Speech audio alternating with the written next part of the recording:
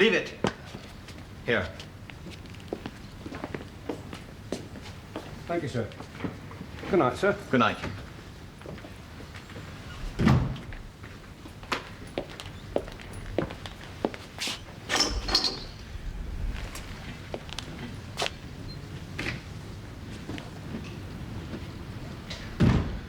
Where's your room? Down the hall.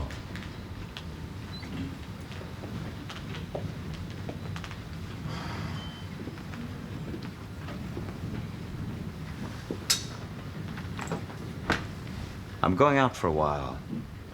Now? But we just got here. I'm going back. Where? Nobody gets rid of me that easy. I'm gonna have another talk with that girl and she's gonna change her mind, you see. You're crazy. I think he followed us. Who? Did you see anyone? No. No. He's dead long ago. Is he? Yes, but that girl, now she's alive, and you know me, I'm gonna get her. The trouble we're in now is because of you and the girl. Look, stay here. Forget about her. Not a chance. I'm not asking you, I'm telling you. Now you stay away from her or you'll be sorry. Stangerson, are you threatening me? Maybe. That's a laugh. Look, you can risk your own neck if you want to, but not mine. I've got a right to protect myself, and I'm going to. I mean it. You go back to that boarding house and I'll... And you'll do what? You haven't got the guts. I'll be back soon. With the girl.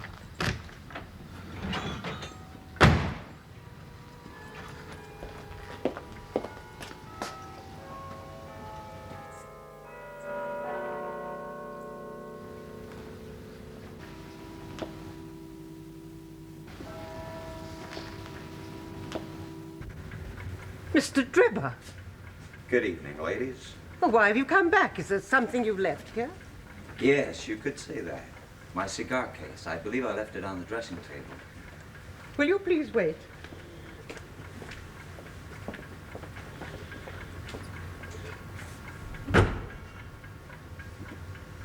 Well, now, Miss Charpentier, are you pleased to see me again? I thought you and Mr. Stangerson had gone to Liverpool. Yeah, we missed our train. I left Stangerson in a hotel near Euston Station. It's comfortable enough as hotels go, but somehow it misses the coziness of this place. I'm going to give you a chance to change your mind. Please don't. Honor, you can pretend to be as high-minded as you like. That don't fool me any. I'm offering to take you with me, maybe all the way back to Utah. That's if you act real nice and obliging. Mother? Oh, now, what's she got to do with you and me? You're over 21. You don't need anybody else to say so. I like you.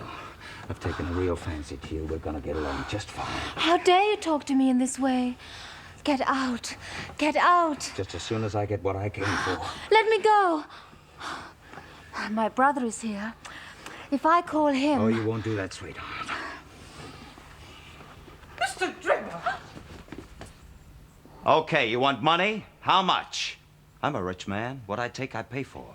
So name your price. Mr. Drebber, you must leave here at once. Sure, but not empty-handed.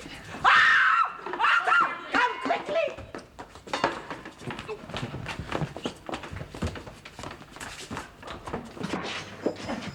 I'll kill you for what you've done. I'll kill you if you're here. No, Arthur! Oh! No, Arthur, come back. Let him go. Cab, sir. Halliday's Hotel, Little George Street, and hurry!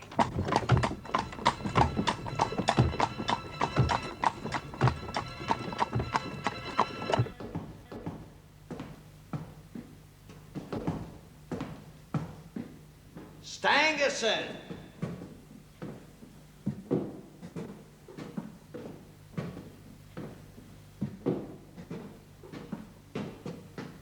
Hey, wait a minute. This is the wrong place. This isn't my hotel. Nobody lives here. It's empty. Look at it, you stupid.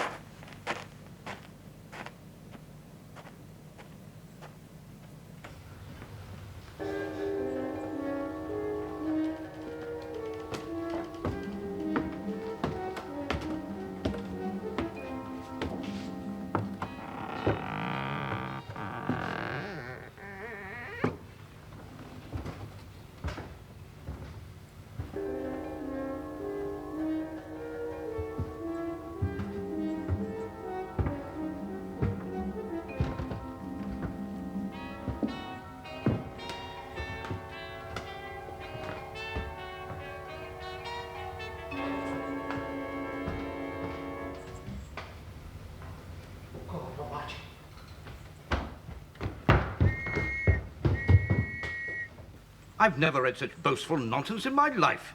Watson, I find it difficult to eat my breakfast, read my Times, and listen to emotional outbursts all at the same time. I do beg your pardon, Holmes, but really this goes too far. I take it that you have read the article since you have marked it, eh? Yes, I've Well, read what rubbish, eh? it. You think so? Here is a fellow who insists that by a person's fingernails, his coat sleeve, boots, shirt cuffs, knees of his trousers, that any halfway intelligent man can tell at a glance his history or trade or profession to which he belongs. Well, I admit that you, Holmes, from time to time have surprised me with your remarkable powers of observation, but even you would never make such a sweeping generalization. Oh, but I would.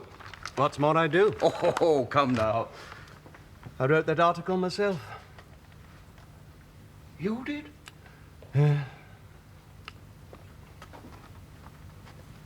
I think you might have said so. There seem to be no crimes and no criminals these days. What is the use of having brains in my profession? From the point of view of the criminal expert, London has become a singularly uninteresting city. Tcha! No crimes to detect, or at most some bungling villainy that even a Scotland Yard official can see through. Oh, dear. I wonder what that fellow's looking for. What fellow? Here.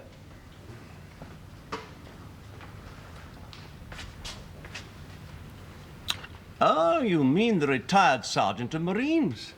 How on earth do you know that? Oh, retired sergeant of Marines. Does something amuse you, Watson? Well, I was thinking that obviously you must know that neither of us is in a position to verify your guess. No. It seems that we have a visitor. Perhaps you'll be a good fellow and show him in. Doctor, would you be kind enough to show the gentleman up, please? Certainly, Doctor. Come this way, will you?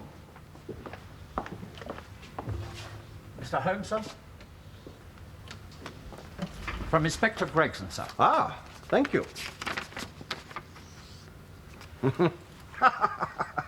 There's no answer. Thank you, sir. Just one moment, my man. May I ask what your trade may be? Commissioner, sir. Uniform sent away for repairs. Thank you. Previous there, sir, a sergeant in Her Majesty's Royal Marine Light Infantry. Thank you, sir. How on earth did you deduce that? What? Deduce what? That he was a retired sergeant of Marines, confound it. Oh, not now, Watson. We are expected at number 3 Lauriston Gardens. Our old friends Inspectors Gregson and Lestrade have need of us. This letter mentions a crime. An unusual crime if both officers have been called in. Get your hat, Watson. Oh, it seems that my complaints of a few moments ago were premature. Lestrade and Gregson have their knives into each other. They're as jealous as a pair of professional beauties. So who knows? There may be some fun. Oh, thank you. Oh, by the way, Watson, about that sergeant of Marines. Yes. From the window, I saw an anchor tattooed on the back of his hand. Now, that's smack to the sea. He had a military carriage and regulation side whiskers. There you have a Marine. Add to that an air of importance and a certain amount of command, and you have... A sergeant. Simple, really. As you say, Watson, it's simple, really.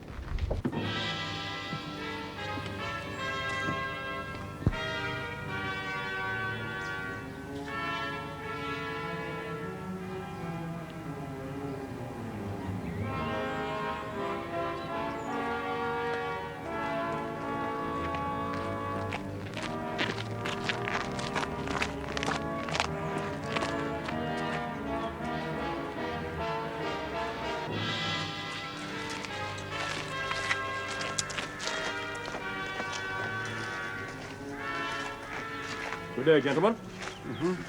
Good of you to come, Mr. Holmes. I've left everything untouched. Except that garden. A herd of buffalo passed along. There couldn't be a greater mess. No doubt, Gregson, you'd drawn your own conclusions before you permitted this. I've had so much to do inside the house. I relied on my colleague, Mr. Lestrade, to look after this. You didn't come here in a cab? No, sir. Nor Lestrade? No, sir.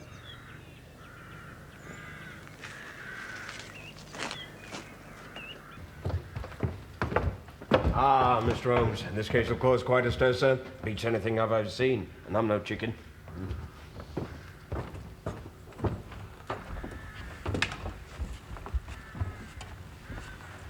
All that we know so far is that whoever did it is wounded. The blood, sir, all over the place. Is there no wound on the body? No, sir. And as you surmise, the blood would appear to belong to the murderer. And Jensen died under similar circumstances in Utrecht in '34. Remember the case, Gregson? No, sir. I seem to recall it. Now, read it up. You really should. There's nothing new under the sun. It's all been done before. Watson.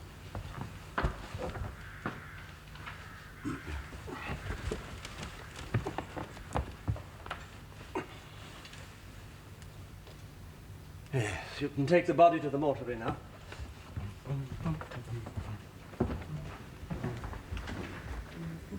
What do you make of that, Mr. Holmes? Written in blood, eh? The question is, what do you make of it? Well, I should say it was done by a murderer. Rache? Yeah, exactly. He was about to write the female name, Rachel, but he was disturbed before he could finish it. You mark my words, Mr. Holmes. When this case is cleared up, you'll find there's a woman named Rachel up to her neck in it somehow.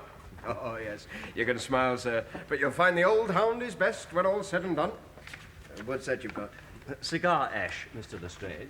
Hello, what's that? Here we are. A woman's wedding ring. You see? I was right. There's been a woman here. You'll find her name was Rachel. Cherchez, la femme.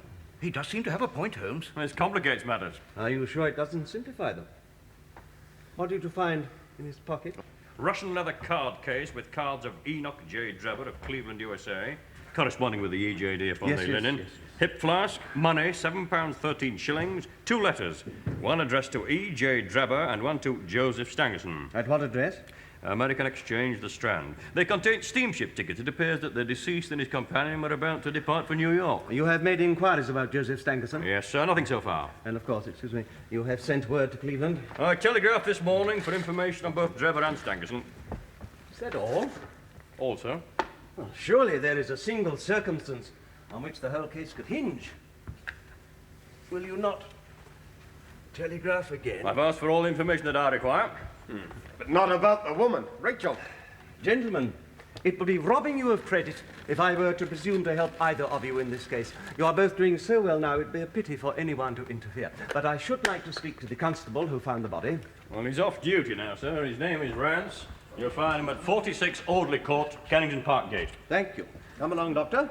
We shall pay him a visit. I will tell you this, gentlemen, it may assist you. There has been murder done, and the murderer is a man. He is more than 6 feet tall, in the prime of life, and has small feet for a man of his height.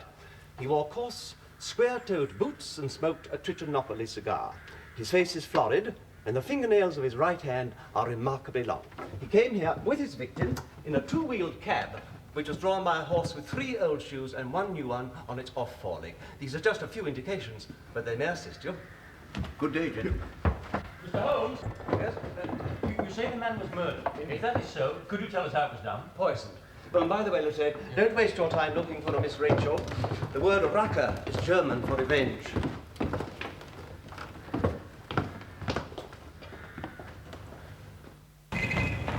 There's nothing like first-hand evidence, Watson. I know a good deal about this case already, but we may as well learn all there is to be learned. You amaze me. No doubt. Well, those particulars that you gave to Mr. Lestrade and to Mr. Gregson, you can't really be so sure. Why not? Well, how do you know about the carriage in which the murderer and his victim arrived, for example? Child's play.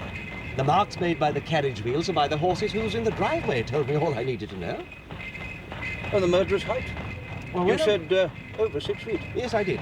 Well, when a man writes on the wall, his instinct leads him to do so at the height of his eyes. Now, that writing was just over 6 feet from the ground. And his age? Well, I deduced that from his footprints. Any man who can take strides of 4.5 feet could hardly be in the sear and yellow. Wonderful. Oh, it's commonplace. Well, is there anything else that puzzles you? Yes, fingernails. Well, now... No, wait, just one moment, please. Trichinopoly cigar. Well, now, the writing on the wall was done with a man's forefinger dipped in blood. The plaster was slightly scratched in doing so, which would not have happened if the man's nails had been trimmed. Now, as for the cigar, I can distinguish at a glance the ash of any known tobacco because I've made a special study of it. In fact, I've written a monograph on the subject. Yes.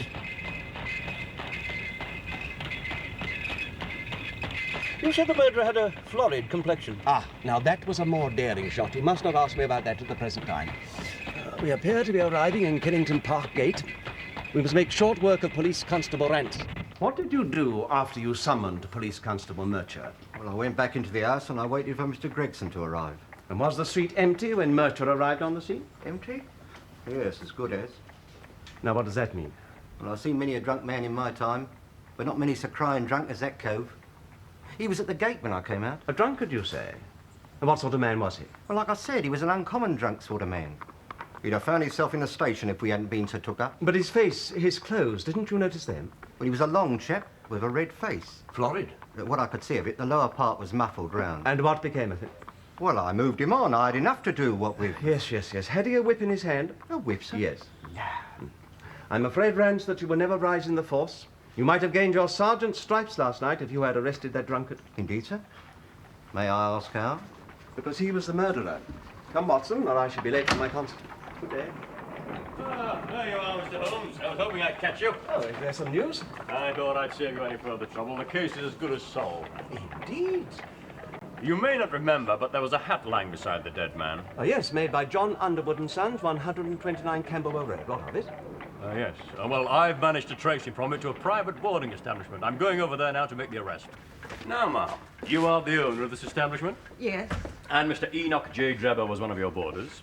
He and another gentleman were staying here, Mr. Strangerson. You know that Mr. Drebber is dead? Yes. When was the last time you saw him? He and Mr. Strangerson left here last night at 8 o'clock. About 8, you say? And neither of them returned? No. Yes. Mr. Drebber came back an hour later. Alice! Mother, there's no use in our lying to this gentleman. We can find out the truth easily enough. Very astute of you to realize that, miss. So the man Drebber returned here. What then? Mr. Drebber and the other gentleman stayed here for 3 weeks. Mr. Strangerson was a quiet, reserved man. But as for Mr. Drebber,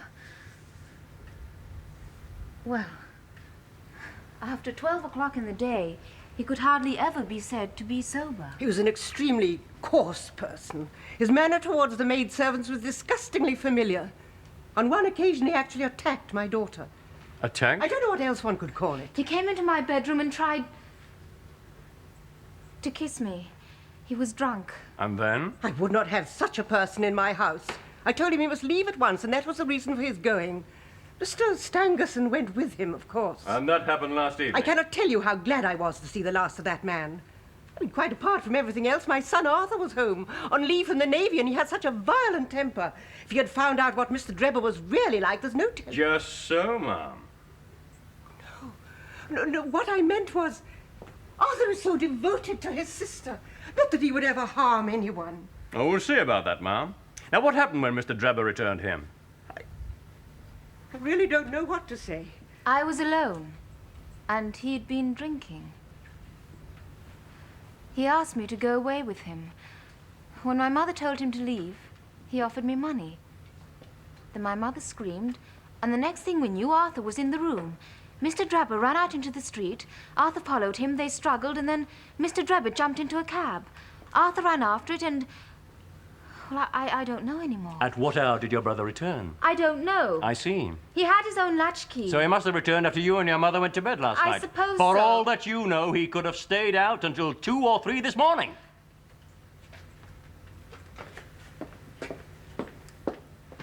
Right, Constable.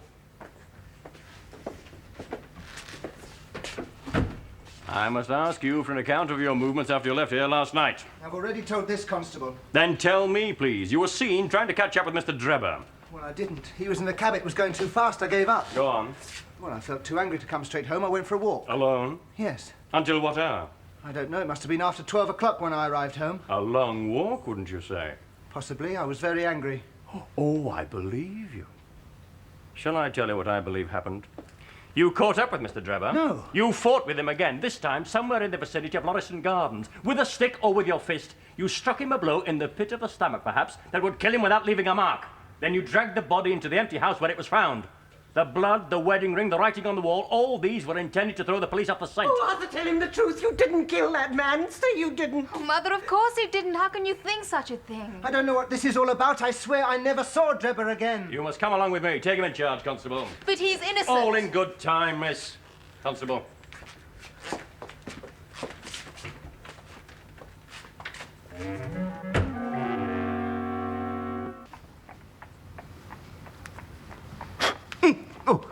Oh, it's you, Holmes. Oh, you quite startled me. This Lauriston Gardens business seems to be preying on your nerves. To tell you the truth, it is rather. I don't know why I should be more case-hardened after my Afghan experiences. Oh, it's understandable. Mystery stimulates the imagination. Where there is no imagination, there is no horror. I dare say. How was the concert? Oh, magnificent. You had no visitors? No. Are you expecting some? Yes. Look in the Lost and Found column. First announcement. I had that advertisement placed in all the evening papers on my way to the concert. Found in the Brixton Road this morning, a plain gold wedding ring. Apply Dr. Watson, 221B Baker Street, after 6 this evening. Forgive me for using your name, Watson. My own might arouse some suspicion. A wedding ring? Why do you think the murderer came back to the house after leaving it? For the ring. Of course. He dropped it while stooping over Drebber's body. After he left the house, he missed it and hurried back, only to find the police in possession thanks to his own folly in not putting out that candle. Why, of course, the ring. Why else would he return and risk capture? Well, you think he will read that? Watson, put yourself in his position. It must have occurred to him that he could have dropped the ring in the street after leaving the house. Well, naturally, he will look in the Lost and Found columns. He will come. We shall see him within the hour. You had better load your service revolver, Watson. I hope to take him unawares, but it's as well to be ready for anything. Yes, of course. One can't be too careful. No.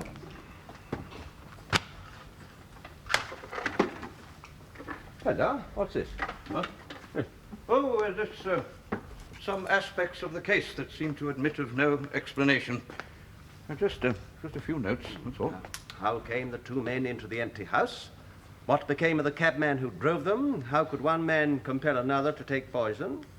Where did the blood come from? What was the reason for the murder, since robbery had no part in it? You sum it all up very succinctly, Watson. It's very good of you to say so, Holmes. I just tried to while away an hour or two. Well, now, I'm ready. Admirable. And I believe not a moment too soon. Our man has certainly wasted no time. Watson, just sit down and try to look as natural as possible. By the way, did a telegram come while I was out? What? Telegram. No. Why? I sent a message to Cleveland requesting a certain item of information. Huh? Yes. Well, what sort of information? The name of the murderer. The name of the murderer? Quiet. Come in. There's a person wants to see you about an advertisement in the Standard. Oh, thank you, Mrs. Hudson.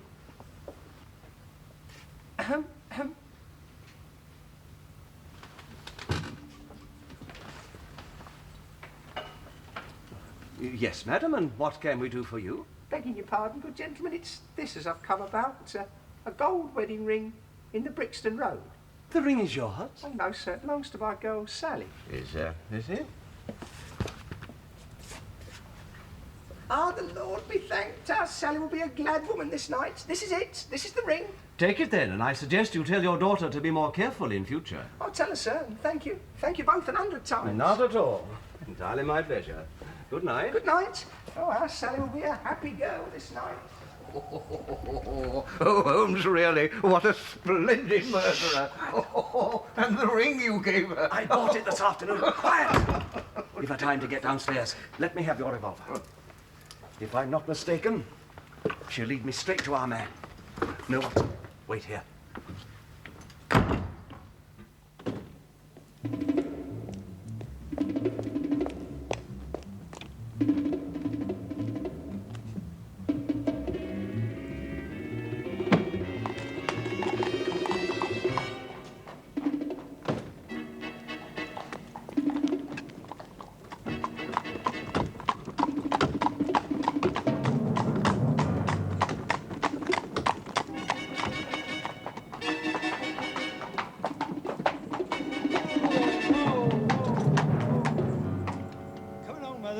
you get with it, Houndsditch. This is where you...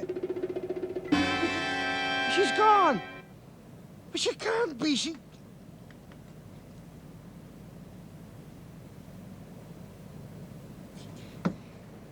Hey, what about me fare? Thank you, sir. You're a toff.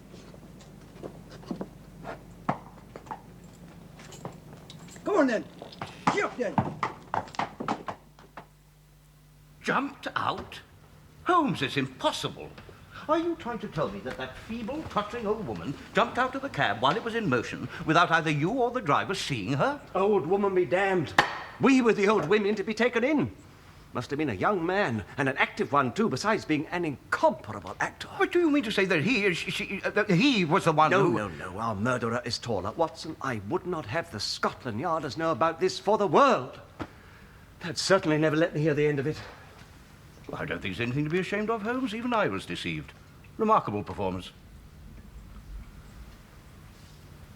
What did you say, Watson? You've seen me riding in the streets. Well, how do you like me, eh, boys? The way I use my hands and feet's a little bit tricky, eh, boys? But oft I feel my anger rise through hearing vulgar people's cries. I sometimes wish myself in rags when the boys shout, "Watch your backs!" The fellas all shy up when they see me on my bike, but I'm as cool as any icicle. As I fly, the boys all shout, "Does your mother know you're out?" I only say, "Salute my bicycle!"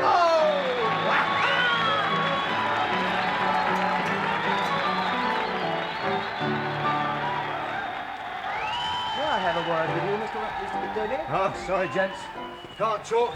I've got to do my change for the finale. I shall not detain you long. No, you're not going to detain me at all, Governor. Look, why do you come round after the performance, eh? What I have to say concerns a wedding ring. Hello. You two still here? The ring you gave me earlier this evening. Well, I don't know anything about a ring. Here, who let you back here anyway? You came to number 221B Baker Street. What are you talking about? I've never seen you before in my life. You disappoint me, sir. I should have thought an artist of such superb accomplishments would risk anything, even the gallows, rather than deny his own talents. It appears I was wrong. Come, Watson. Gallows? This is a matter of murder, Mr. Daly, and I fear you are implicated. Murder? My colleague and I thought you might prefer to talk to us rather than to the police. However... Oh, wait, don't go. Look, I don't know anything about a murder. It was a wager, see? He bet me £5. Who did? Him, the big bloke. Look, it's like this. I was in the alehouse next door, you see, when he comes in and he buys me a drink. Started to tell me what a great performer I am. So we gets to chatting. He says, dressing up on the stage as a woman is one thing, but I wouldn't be able to take anybody in face to face away from the theatre. So it's a wager, right? £5. He sees this advertisement, you see, in a newspaper. And he says I'm to dress up as this old girl from Houndsditch, and if I get the ring, he'll pay me. And you succeeded brilliantly. I compliment you. And no doubt you gave him the ring. Oh, yeah, he was waiting for me in the alehouse. Hey, I don't think he's there now. No, I'm sure he isn't. Thank you, Mr. Daly. Yeah, look, wait a minute, gents, before you go. As I say, I don't know nothing about a murder, you see. It was a wager, like I say. Look, I've got to go on now. Weren't any trouble with her? No trouble, Mr. Daly. Oh, well, that's all right then. Nice of you to treat it like a sport. Come in and see the entertainment sometime. My treat, eh?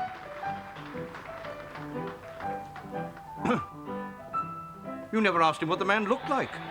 I know what he looks like. And tomorrow I shall know his name. Our difficulty will lie in finding him. It's strange, isn't it?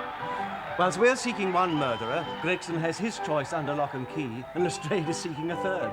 You mean the secretary, Yeah. Strangerson? Yeah. Perhaps he's found him already. Perhaps. Makes no difference. Strangerson is unimportant.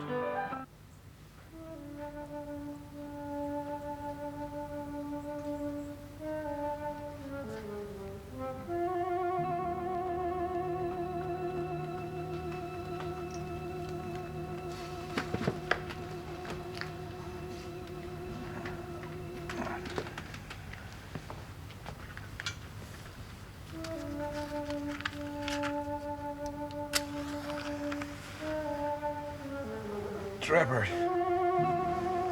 Where you been? I waited up for you.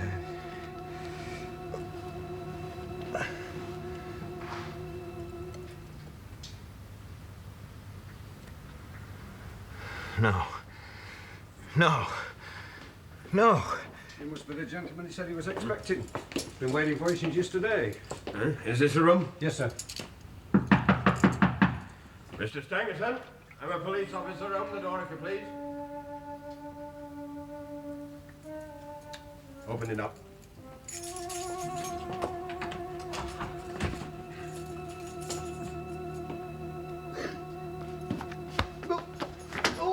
Catch him! Don't let him get away!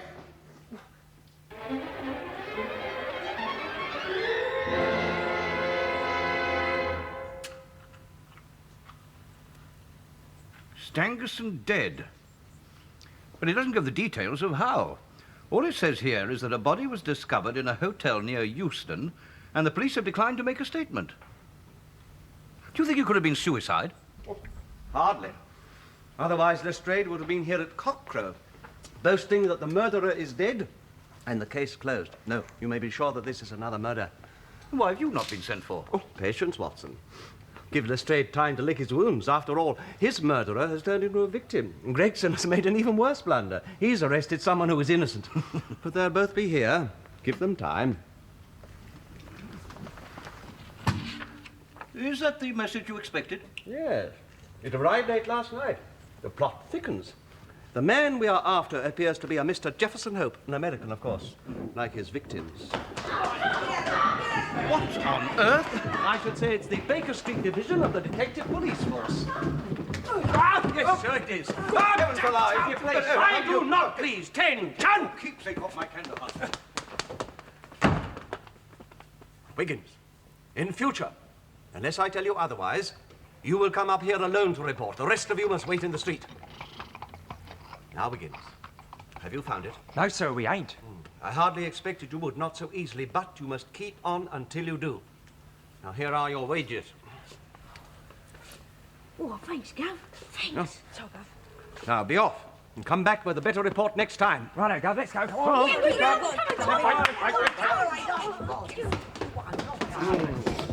There's more work to be got out of one of those than a dozen on the force. Ah, gentlemen, we've been expecting you. Come in. Now we shall have some news with a vengeance. Mr. Holmes, the man Strangerson is dead, murdered. That I surmised. Poisoned, no doubt. No, Mr. Holmes, he was stabbed to death. Stabbed? And written on the wall of the hotel room was that word. Yes, you was know. the word racher in letters of blood, I know. You know, Lestrade, I'd have given a month's money to have seen your face when you walked into that room and saw the body. You were that sure that it was he that had killed Drebber. Yeah, well, at least I didn't put the wrong man under arrest, Gregson. Now, look, Lestrade, I'm warning you. Mr. Holmes, you're a witness. I am witness to the most infernal squabbling. Gentlemen, stop this childishness at once. Lestrade, you say the man Strangerson was stabbed. Yes, he was. What did you find in the room? Oh, nothing out of the way. Oh, yes, there was this telegram in the dead man's pocket, sent from Cleveland a month ago. Thank you. J.H. is in Europe. As you can see, it's unsigned. What else did you find? Well, the motive wasn't robbery. There was over £80 in the dead man's purse. There was his personal belongings, Yes, you know, yes. a novel lying beside the bed, his pipe on a chair, a small box containing a couple of pills, and a glass of water. Thank you, Lestrade. You have provided me with the last link. My case is complete. Those pills. Eh? But Those pills. Could you lay your hands upon those pills? Yes, I've got them with me. I was taking them with the other things to the police station. Thank you. Thank you. Doctor. Now, what do you make of these? Well, one can hardly judge the properties of a pill by its appearance. However, I should imagine from their lightness and transparency that they're soluble in water. Precisely, sir. What's so special about a couple of pills? Everybody takes pills. I take them for my liver. I doubt if these would benefit your liver, Lestrade, or your health in general. You mean they're poison? He said Drebber was poisoned. Hey, Mr. Holmes. No, you're destroying valuable evidence. Those pills have got to be sent for analysis. I have all the necessary equipment to make my own analysis here and now. You are at liberty to take half of each of these pills and give them to your chemists or whoever you please. Gentlemen, do be seated. I shall be occupied for perhaps an hour.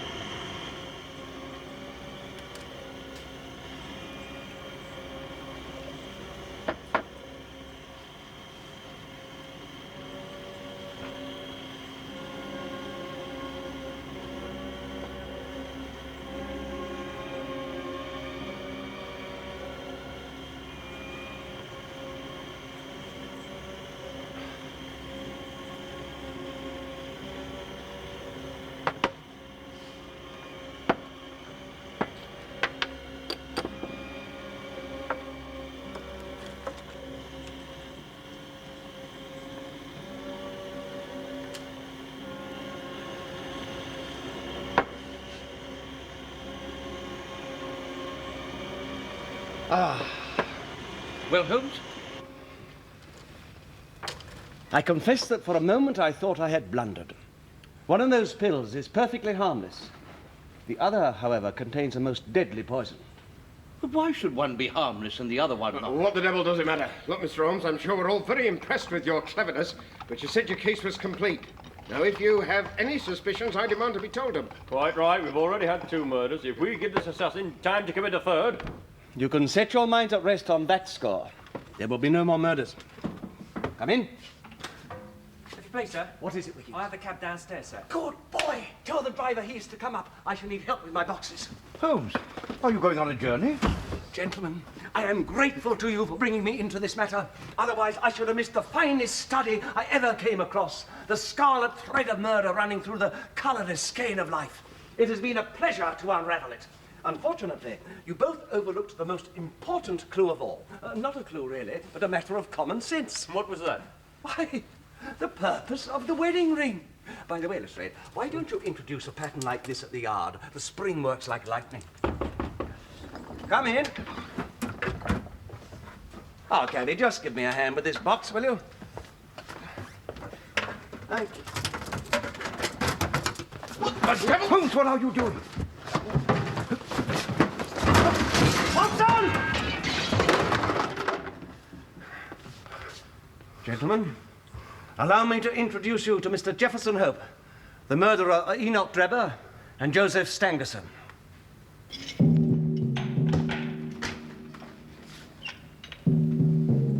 Mr. Holmes, I am glad to see you. I trust you will pardon my lack of self-control a few hours ago. A perfectly natural reaction, Mr. Hope. You know, if there was a vacancy for chief of police, I think you'd be just the man for the job. The way you kept on my trail was really something. It wasn't very difficult. All the circumstances pointed to the culprit being a cab driver or someone disguised as one. I simply told some street Arabs to go around the cab stands asking for a driver named Jefferson Hope, saying there was a fare waiting for him. They were not to give my address, of course, merely to lead him there. I wasn't pretending to be a cabbie, Mr. Holmes. I took the job because I needed the work. And who better than a cab driver for dogging a man's footsteps wherever he went in London? London? I followed Drebber and Strangerson for more than a year. And over 2 continents. But why? No, Watson. We mustn't lead Mr. Hope into making admissions that could prejudice his trial. I'm not going to stand trial. But you surely don't mean... No. I'm not thinking of suicide. I have a heart condition. They call it an aortic aneurysm. I saw a doctor last week. He told me I've been living on borrowed time for months. I think it was only the hope of catching up with Drebber and Strangerson that kept me going. Well, now it's finished. Even so, you'd better not say anything more. No, I want to. I wouldn't like to be remembered as a common cutthroat. I was in love with a girl back in Utah. Drebber wanted her. He offered her money. Then he threatened her. When that failed, he waited till I was away prospecting, and he and Strangerson abducted her. By the time I returned a month later, she and Drebber were married. She broke her heart over it. The ring. I took the ring from her finger when she was dead. I swore that Drebber's dying eyes would rest on that ring, that he would know why he was being killed. I followed them everywhere. When they needed a cab, it was mine they found waiting. I was the one who picked up Drebber when he came out of that boarding house. Gave me the address of a hotel near Euston. That's how I knew where to find Strangerson. He was so drunk, all I had to do was drive him straight to that empty house in Lauriston Gardens.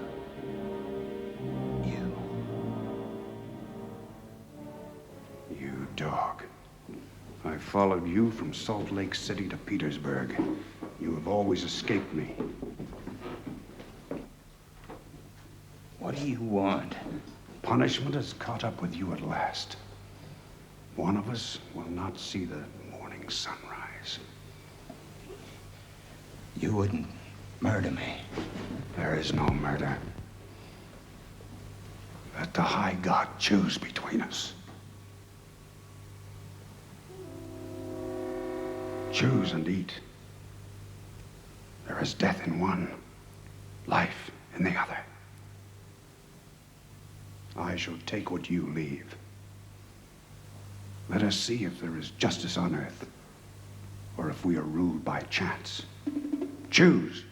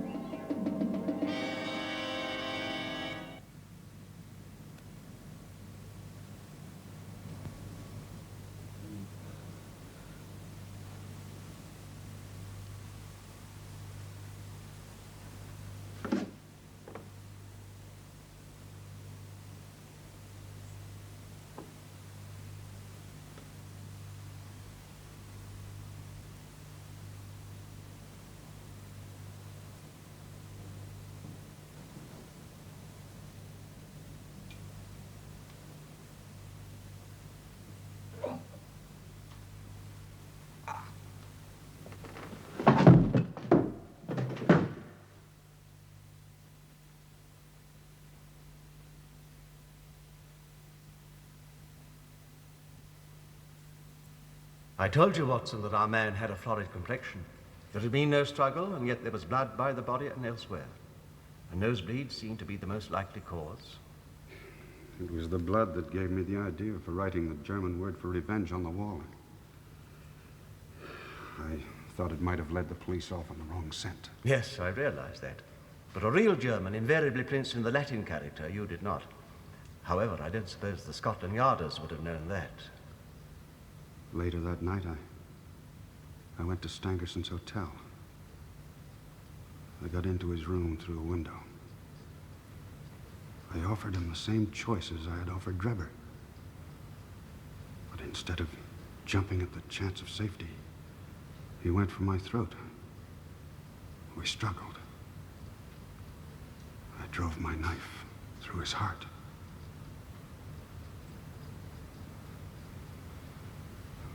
I have no regrets, Mr. Holmes. They both deserve to die.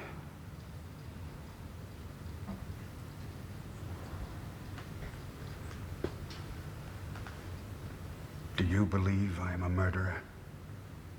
Yes. There we differ.